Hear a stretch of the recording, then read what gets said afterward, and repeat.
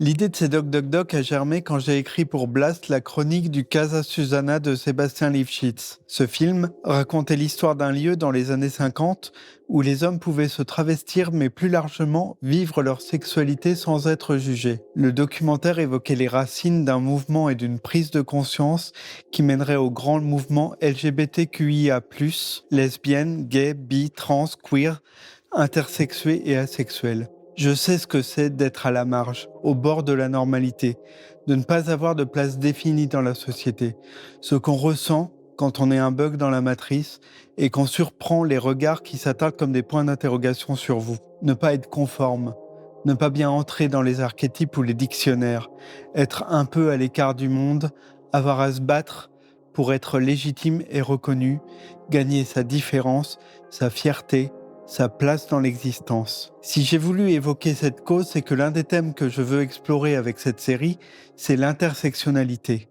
Les combats nécessaires pour ne pas être invisibilisé par la société et la pensée dominante. Ce besoin de reconnaissance rejoint celui des racisés, des féministes, des handicapés. Quand je vois ces hommes et ces femmes tenter de se fondre aux autres et d'adopter des manières qui ne sont pas les leurs pour ne pas déranger, je songe à ces noirs qui se faisaient lisser et éclaircir les cheveux dans les années 50 aux États-Unis pour faire blanc.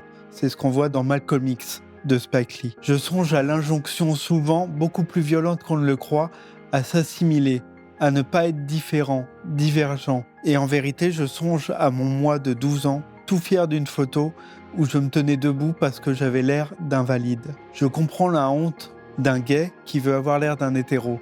La norme pourtant n'a jamais rendu heureux, mais au moins on ne vous remarque pas. Or, il faut se faire remarquer.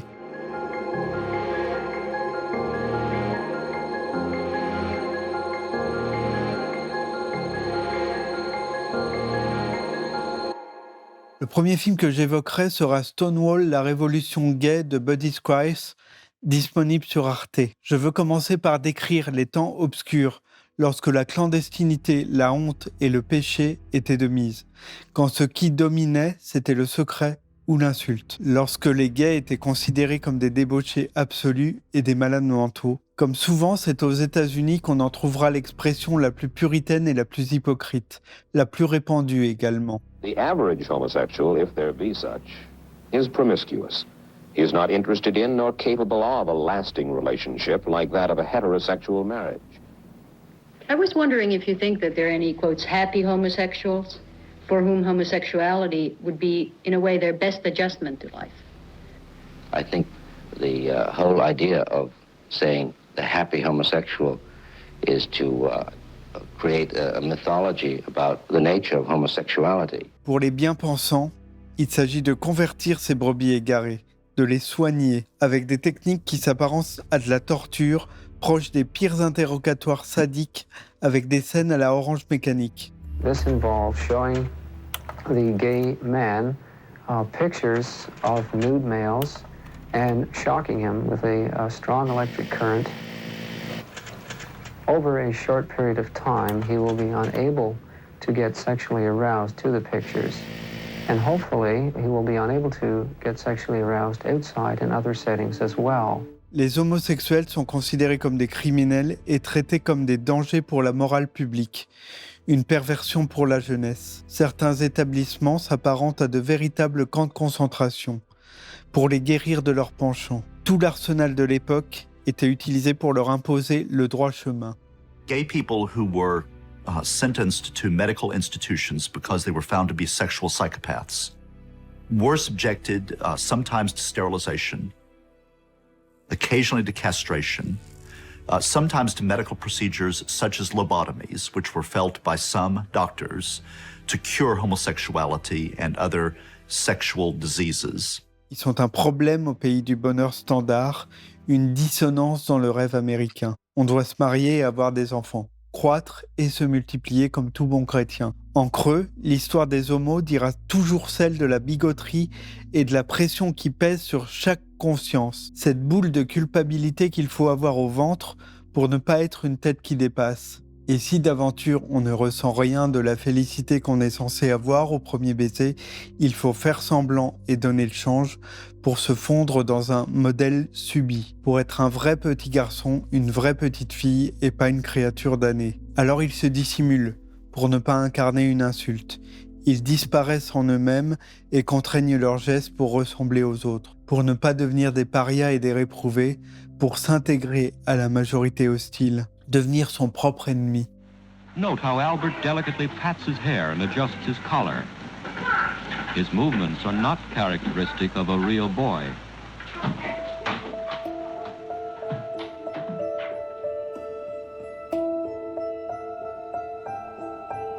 I wasn't labeled gay, just different. Somehow being gay was the most terrible thing you could possibly be.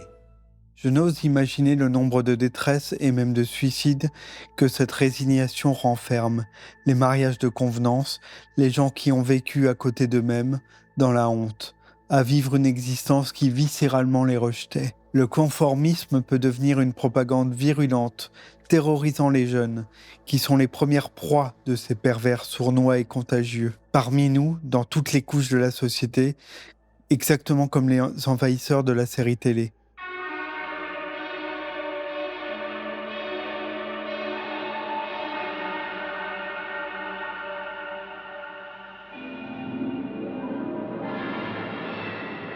La paranoïa terrifiante qui règne dans les médias d'alors ressemble à un film d'horreur. La psychose et la rumeur sont entretenues comme une chasse aux sorcières parallèle, au même niveau d'hystérie que celle qui traquait les rouges. C'est une véritable ségrégation reposant sur une culture de la terreur.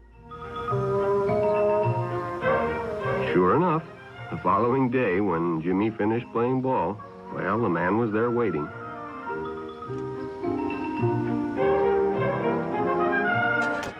Jimmy hadn't enjoyed himself so much in a long time. Then during lunch, Ralph showed him some pornographic pictures. Jimmy knew he shouldn't be interested, but, well, he was curious.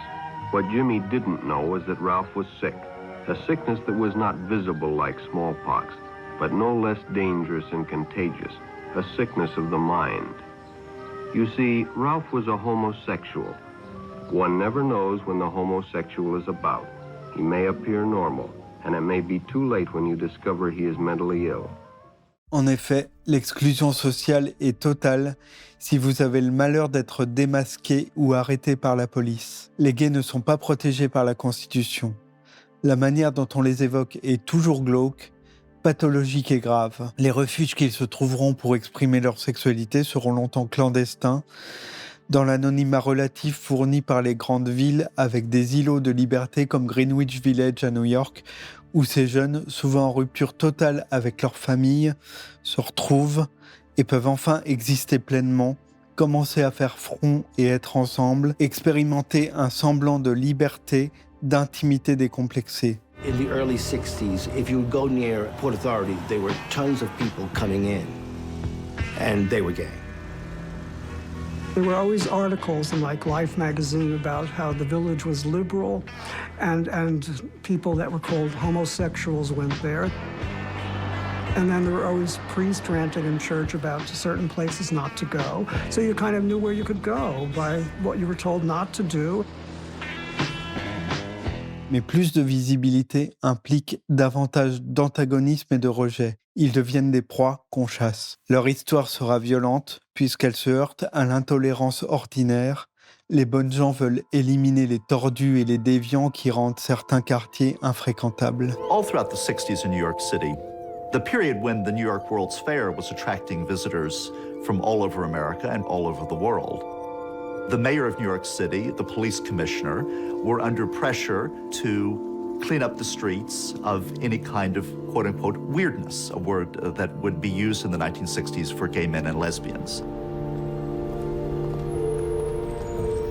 Le harcèlement policier est une réalité. Derrière une tolérance de façade pour quelques stars flamboyantes, ce sont des milliers d'arrestations par an. Une colère et une frustration immenses montent dans la communauté, mais elles ne fédèrent pas. Politiquement, elles ne pèsent rien. Ils sont toujours plongés dans la nuit et méprisés au grand jour. Ils se réfugient dans les quartiers peu fréquentés et les ruelles discrètes. Des bar gays ouvrent, de toutes sortes et pour tous les profils, comme une nouvelle prohibition, à tel point qu'ils sont souvent contrôlés par la mafia qui vend à prix d'or des boissons douteuses à ce public captif. New York State Liquor Authority had a rule that one known homosexual in a licensed premise made the place disorderly. So nobody would set up a place where we could meet because they were afraid that the cops would come in and close it. And that's how the mafia got into the gay bar business. The mob raised its hand and said, oh, we'll volunteer. You know, we'll set up some gay bars and serve overpriced watered-down drinks to you guys. And the Stonewall was part of that system. L'allure de ces endroits n'est pas glorieuse. Ce sont des bouges miteux et glauques. Les descentes de flics sont régulières. Les hommes tentent d'y vivre cette sexualité clandestine et nocturne. Celle qui était parquée dans les toilettes publiques ou les quartiers coupe-gorge, dans les parcs ou même dans les camions à viande. Il y a là une ambiance interlope, à la fois repoussante et fascinante, dangereuse, insalubre et dégueulasse sous bien des aspects.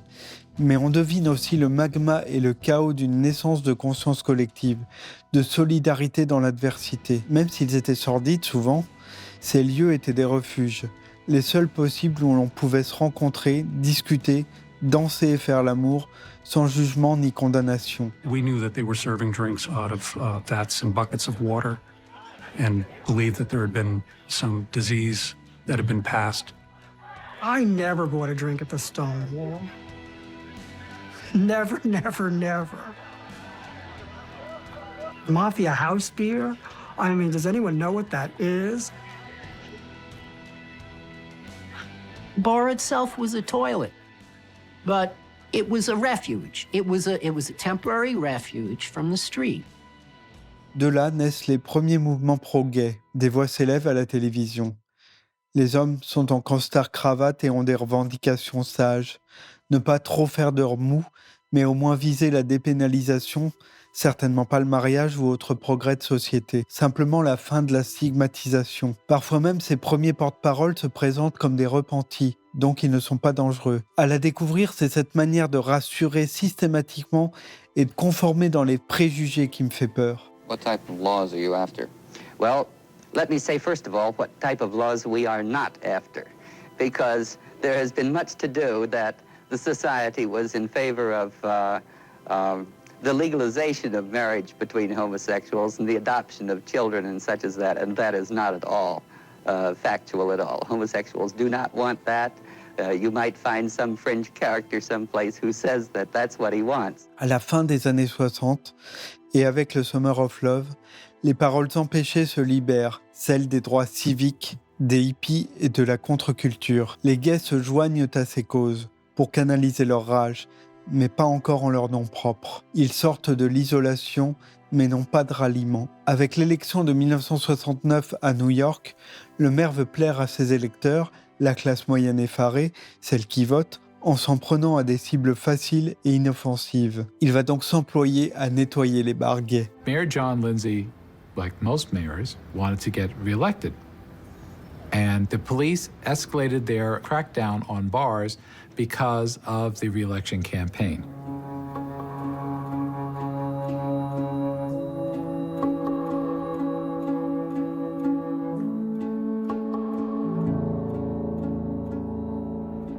Je vois défiler des images horribles, des milices privées qui vont tabasser les malheureux qu'ils traquent. La foule a toujours faim d'un bouc émissaire. Les pestiférés seront tout trouvés pour apaiser les rages et les envies d'insultes. La nuit de l'émeute, la descente des flics au bar gay de Stonewall ne se déroule pas comme prévu. Les opprimés se défendent, ils ne baissent pas la tête et ne s'enfuient pas sous les coups. People were screaming, pig, copper. People started throwing pennies. And then everybody started to throw pennies. Like, you know, like they were, this is what they were, nothing but copper. You know, coppers, that's what they were worth. So it was mostly goofing, really, basically goofing on them, getting them in the car, rocking them back and forth, calling them names, telling them how good-looking they were, grabbing their butts, doing things like that, you know, just making their lives miserable for once. Ils initient leur moment Rosa Parks, du nom de cette femme qui n'a pas obéi à l'injonction d'aller à la place réservée aux Noirs dans un bus au début des années 60. Cet acte qui fut à l'origine de la lutte pour les droits civiques aux États-Unis. Leur nombre grossit devant la porte du bar. Le rapport de force s'inverse spectaculairement. Les gays ont tant subi et ils ont tant encaissé, ils seront l'étincelle qui brisera leur invisibilité. Ils nourrissent cette nuit-là des envies de vengeance.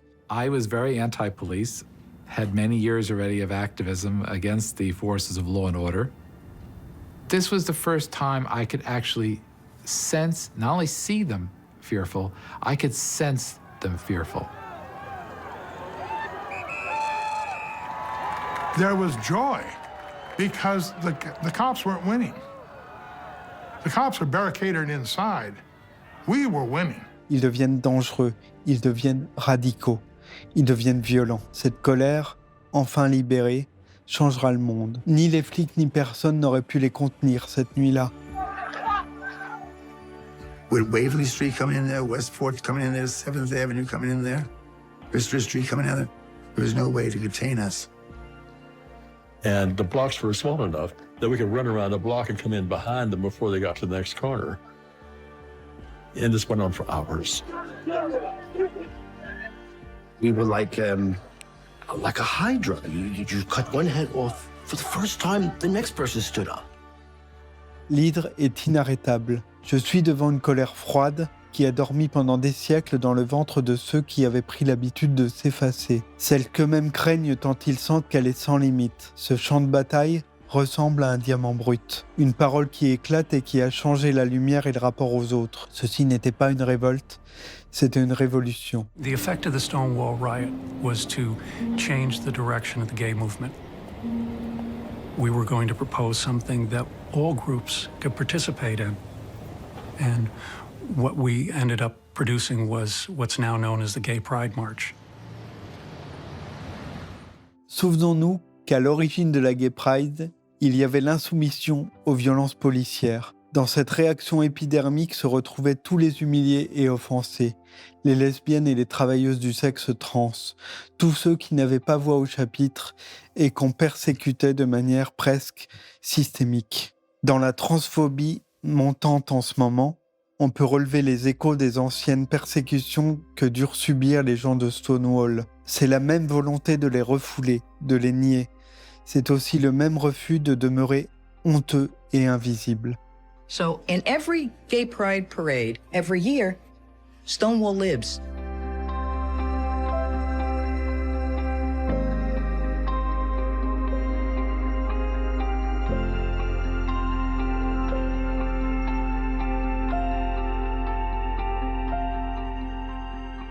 Je me souviens d'une insomnie d'il y a quelques années.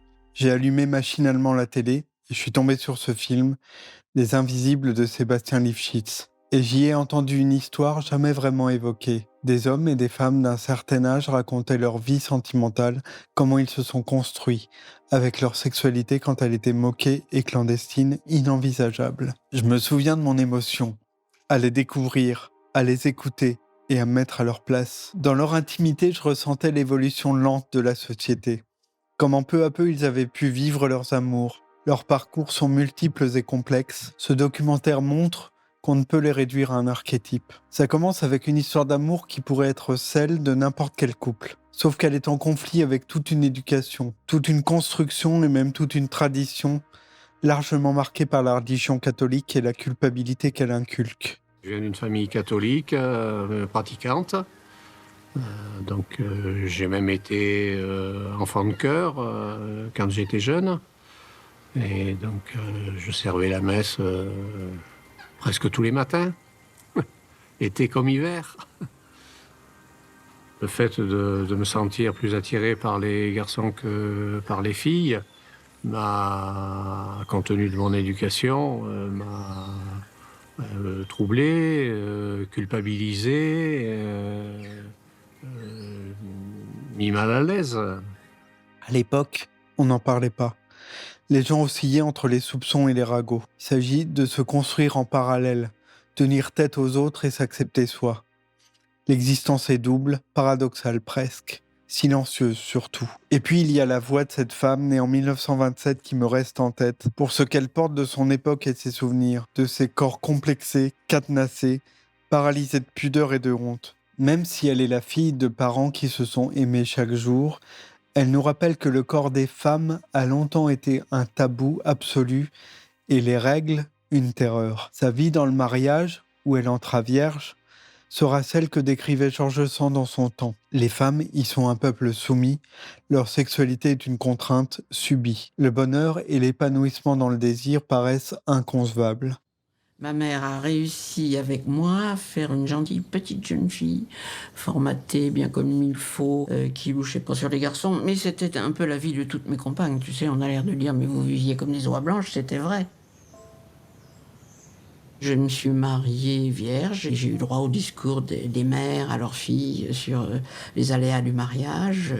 Tu verras, il faudra beaucoup aimer ton mari et puis il aura peut-être des demandes.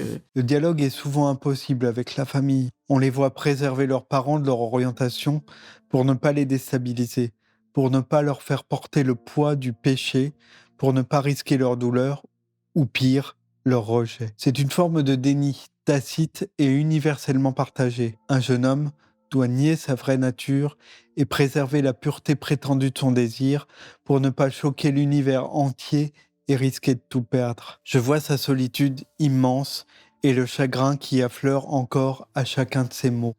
J'entre dans une mécanique difficile à vivre. Je me dis, peut-être que c'est en étant encore plus chrétien que je vais arriver à contrôler ça, parce qu'on commence à m'expliquer, quand l'adolescence a bien avancé, que tout ça, c'est des enfantilles, enfin, c'est des choses de l'adolescence, mais qu'après, il faut grandir, quoi.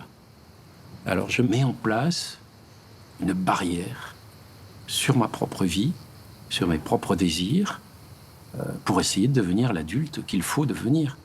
Dans le milieu du travail, au milieu de la France bourgeoise de Pompidou, on encourageait les homos à partir. On les surveillait et on leur destinait des voies de garage, une carrière à jamais au placard. Dans la boîte où j'étais, on essayait de nous faire partir parce qu'on était homosexuels.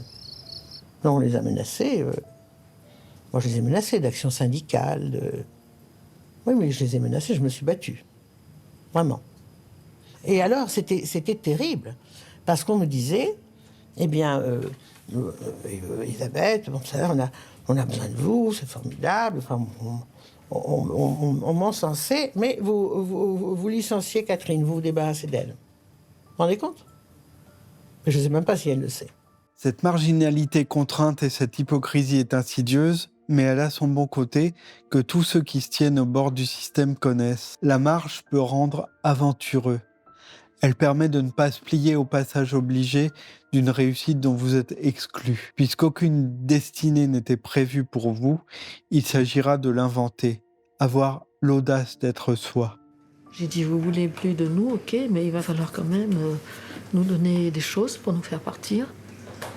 Donc j'ai posé certaines conditions qui ont été acceptées, ce qui fait qu'on a fait un grand voyage autour du monde pendant plusieurs mois, avant d'acheter la première ferme dans le sud-ouest et de démarrer avec des chèvres.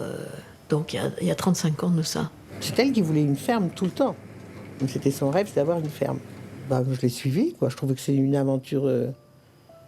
Et puis parce qu'on était quand même des marginaux, c'est-à-dire que la marginalité nous rendait libres. La réaction d'une société face à une différence est toujours psychanalytique.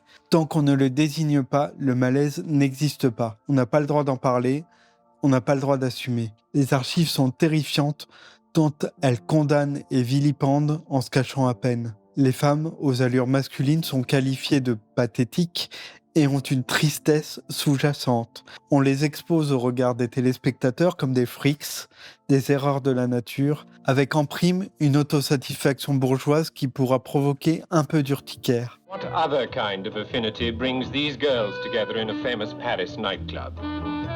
What are the deep-rooted emotions that remove them completely from the company of men, yet at the same time cause them to emulate the masculine appearance, with such pathetic results? Even though these emotions are covered up by a blasé attitude, one is still aware of their underlying sadness. La sexualité a été occultée pendant longtemps, particulièrement chez les femmes. Elles évoquent aussi les avortements par dizaines où elles risquaient leur vie. Cet événement, à la fois si commun et si honteux, sur lequel a écrit Annie Ernaux. La fellation, par exemple, C'était toujours un peu dans l'enfer, tu vois. Il fallait pas, vis-à-vis des hommes, avoir trop de se conduire comme une prostituée. Or, se faire sucer pour un homme, souvent, c'était des manières de prostituer. Et puis, on avait la peur d'être à nouveau enceinte. Moi, je n'ai eu que 4 enfants, et j'ai pas eu d'avortement. Mais moi, j'ai plein de copines qui ont eu 7, 8 gosses. Et j'ai une amie qui est morte maintenant, et elle a eu 15 avortements. C'était si terrible. La parole de cette femme, sage et profonde, fait entendre la captivité sourde dont les lesbiennes étaient victimes. Tout le poids de la conformité. La parole s'est ouverte en 68. Ça a provoqué un grand bouleversement. Enfin, on en parlait. Et ces hommes et ces femmes, privés de leur jeunesse et honteux de leurs élans, ont pu enfin s'emparer de leur corps. Les lesbiennes sont sorties de la clandestinité. Certaines vies et certains corps n'ont commencé à respirer librement qu'autour de 40 ans. J'avais 42 ans, mais ma vraie vie est née à 42 ans, est née en 73 ou 74. Et nous avons vécu notre adolescence, et une adolescence racontée. Nous avons dit le récit. Et nous avons été sans jugement, sans hiérarchie, mais toujours avec l'intérêt de l'autre. On n'a pas de jugement, on ne se juge pas entre nous. Ça fait partie de la loi de la famille. On ne se juge pas, chacun peut raconter ce qu'il veut. On est très très respectueux de la liberté de l'autre. Le film décrit des vies qui s'ouvrent et qui peu à peu sortent de l'ombre, devenir visibles, ne plus se conformer à un modèle qui nous nie, et puis se convertir à la légèreté et à la désinvolture. Abandonner la politesse en même temps que la culpabilité, la force que donne cette confiance si chèrement acquise. Quand on sort de l'ombre et de la discrétion, on devient flamboyant, on assume d'être scandaleux. L'humour se libère et inverse les rôles. La radicalité se fait jubilation et le militantisme, son intransigeance comme à Stonewall, devient libérateur. On transcende la souffrance et elle devient action. On assume des paradoxes aussi. Un humain, c'est complexe et ça ne coche pas forcément toutes les cases. Au moment où j'ai vraiment été militante, à 30 ans, on a fait tout pour être visible. Nous autres, voilà, hein, les gouines rouges.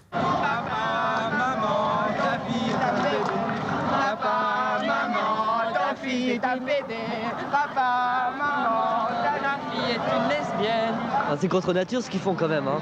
Moi je suis tout à fait contre ça alors. Moi je trouve ça dégoûtant. Alors les mal baisés, oui, on est mal baisés, oui. Ah bah t'as trouvé. Bah bon, je veux dire, on avait un humour époustouflant, on était dans une joie. Le monde prisonnier de ces vieux clichés n'est plus fermé.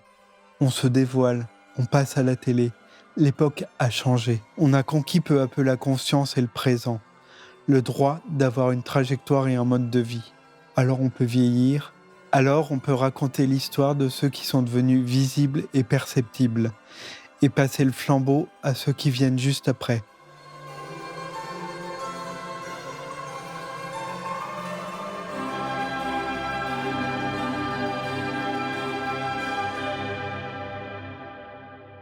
J'ai découvert ce doc quand il est passé à la télévision il y a 1 an ou 2. Ça disait ce que c'était qu'être homo en France aujourd'hui. Ça traduisait aussi quelque chose de notre époque, l'évolution de nos mentalités. Le commentaire de Vincent de Dienne en empathie créait une forme de connivence qui se propageait jusqu'aux spectateurs. Et il permettait surtout de mesurer le chemin parcouru depuis les temps obscurs.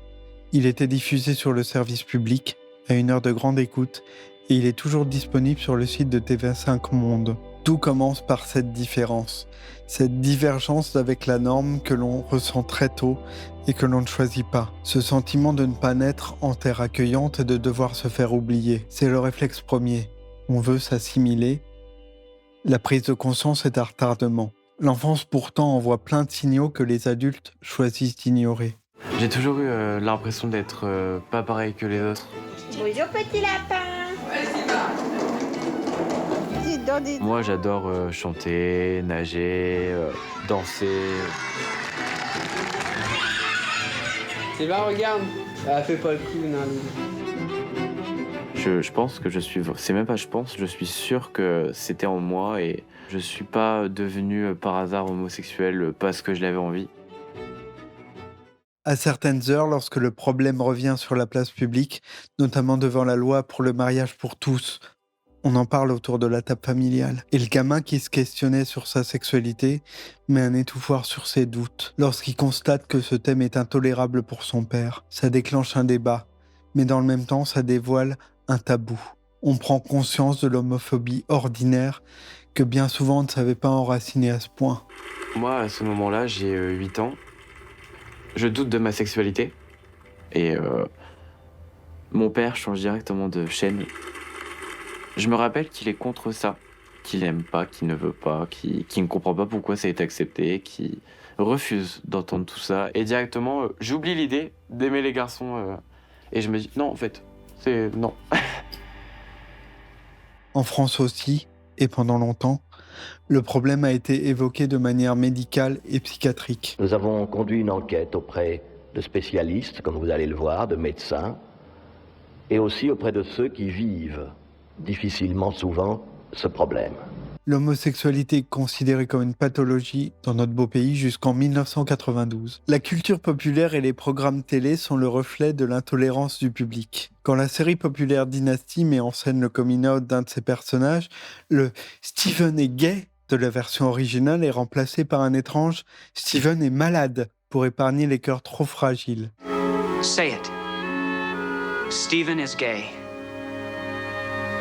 Somebody say it.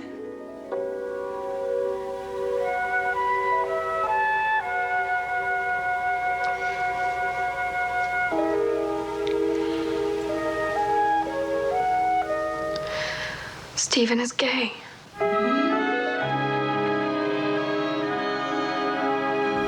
Allez, dites-le. Steven est malade. Oh non. Mais quelqu'un dit ça. Ça, c'est la traduction qui est passée, là. Steven est malade.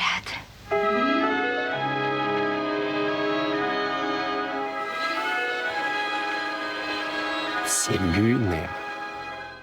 C'est un mal presque médiéval, une marque de la décadence. La honte, véhiculée par ce genre de représentation, était encore très répandue dans les années 80. Avec l'arrivée du sida, la communauté sera plus stigmatisée encore. Le virus sera d'abord qualifié partout de cancer gay. Le danger semble partout, le manque d'information est criant et la psychose au bord de toutes les lèvres. Les gays sont désignés à la fois comme les responsables et les victimes. Je crois que le sidaïque, si vous voulez, j'emploie ce mot-là, celui-là, il faut bien le dire, est contagieux par sa transpiration, ses larmes, sa salive, son contact. C'est un espèce de lépreux, si vous voulez. Et celui-là, je souhaiterais qu'il soit dans un centre, avec un personnel spécialisé, avec des règles d'hygiène strictes. Au début des années 90, j'avais une douzaine d'années. Freddie Mercury est mort. C'est ainsi que j'ai découvert la menace du sida. Je me souviens du sentiment d'injustice. Un homme de 45 ans qui disparaissait pour avoir vécu de manière trop libre et trop hédoniste. D'une certaine manière, pour ma génération, et ce n'est sans doute pas ce qu'il aurait voulu, il est devenu un symbole, un début de prise de conscience. Il y eut aussi des images fortes. Pour éveiller les consciences, les activistes de l'association ACT UP vont enchaîner les actions militantes, parmi lesquels ce préservatif géant déroulé sur l'obélisque de la Concorde. Et pour lutter contre la psychose ambiante, l'actrice Clémentine Célarié n'hésite pas à embrasser un séropositif à la télévision. J'ai envie de faire un truc con, mais j'ai envie d'embrasser le monsieur qui est derrière moi sur la bouche, voilà. Est-ce que j'ose ? Il a de la chance, le monsieur. Ce genre d'image comptait. Quand un peu partout, on n'osait pas trop en parler. Parce qu'à l'école, tout est conformiste. On joue à des jeux de son genre. PD est l'insulte la plus usitée par les garçons dans les concours de virilité qui pullulent dans les cours de récré. Ça va comme ça ? T'es parfaite. Alors les petits PD, ça va ? On se prend pour Schumacher ? L'infamie et l'injure précèdent la prise de conscience. Les ados doivent se construire sur un modèle tacitement rejeté. Il est important de rappeler que les thérapies de conversion, pour guérir de son homosexualité, ont été autorisés jusqu'en 2022. Ceux qui ont subi ce traumatisme sont marqués pour le restant de leurs jours. La douleur et l'effarement sont encore vivaces dans leurs paroles. Mes parents ont pris conscience qu'il fallait prendre le taureau par les cornes, donc ils en ont parlé aux médecins, et c'est à partir de ce moment-là que les médecins ont dit « mais ça se soigne ». Donc mes parents, du coup, se sont engouffrés, je peux le comprendre, dans cette ouverture. Et moi aussi, en plus de ça, j'ai suivi. J'ai dit, je veux devenir normal, je veux pas être ce monstre, je veux devenir comme mes petits camarades, je veux pas être différent d'eux. Et au bout de 2 ou 3 mois, j'en pouvais plus. J'en pouvais plus. Et mes parents s'en sont rendus compte aussi un peu parce que là, c'était vraiment... je pensais au suicide. J'en pouvais plus. C'était... Il y a 60 ans de ça. C'est toujours vivant. Les jeunes d'aujourd'hui ont des références. L'un va connaître ses premiers émois devant Justin Bieber, l'autre va voir les femmes de The L Word et constater que ce monde et cet avenir sont possibles, que la norme peut être contournée, ce qui n'était pas le cas auparavant. Je m'en rends compte en regardant cette série parce que ça me fait plein d'émotions. Enfin, genre, je me reconnais dans les personnages, j'ai envie de vivre ce qu'elles vivent, j'ai envie d'être elles. Je pense qu'à l'intérieur, c'est youpi, et à l'extérieur, c'est oh là là, merde, en fait. On peut s'identifier à une culture qui a enfin percé au grand jour. Elle peut structurer une identité, lui fournir sa boussole. Et surtout, ces jeunes ne sont plus seuls avec leurs grands secrets. Cependant, c'est pas toujours évident. Il y a ce jeune footballeur qui se planque, il enchaîne les copines comme couverture, il se moque des manières efféminées de son entraîneur pour détourner l'attention. Il épouse totalement les stéréotypes dans lesquels on a tous baigné pour ne pas faire de vagues. On a tous été imprégnés par cette culture de l'offense. La France entière a ri devant Michel Serrault et sa biscotte dans la cage aux folles. Et personne n'a envie d'être assimilé à cette caricature. Non, pas comme ça, la cuillère. Tenue solidement. Alors. Pas comme une cuillère à peau non plus, alors.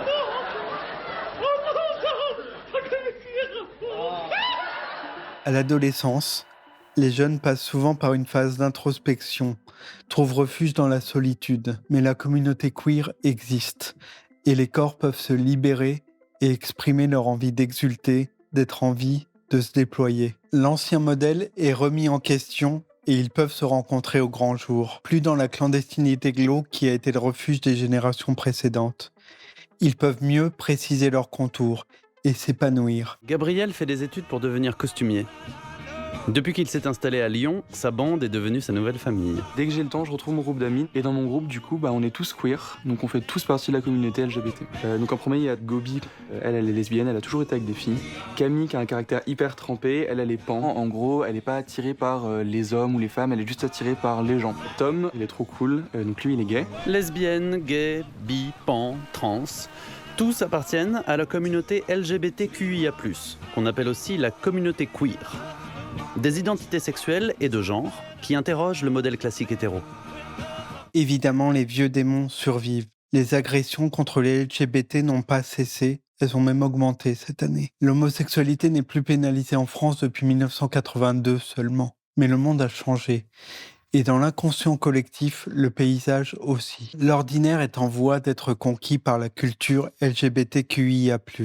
Elle a contribué à déconstruire les idées reçues pour redéfinir la normalité. Aujourd'hui, je suis très bien avec moi, avec mon orientation sexuelle, avec qui je suis, avec qui j'aime.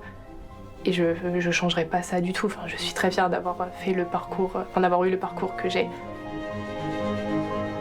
Être gay, ça m'a apporté beaucoup de courage, ça m'a apporté beaucoup de détermination en fait pour quitter mon milieu. Ça m'a apporté aussi une grande ouverture d'esprit, je pense, sur plein de sujets. Au bout de ce chemin, il y a leur légitimité. Ces combattants dont on n'attendait pas la virulence ont acquis une valeur d'exemple. La force singulière dont ces groupes ont fait preuve pour assumer leurs nuances et imposer leur identité à une société qui s'en trouve durablement changée. Les émeutes de ceux qui déchaînaient leur colère à Stonewall contre des lois injustes. Les visages de ces vieux dont on a recueilli les confidences et brisé les silences. La lumière de ces jeunes qui ont trouvé leur place. Parfois, la différence en impose et n'a pas à se trahir. Avec elle, on a pu réinventer l'amour moderne.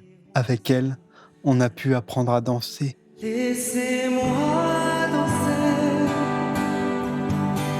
Laissez-moi. Laissez-moi danser, chanter en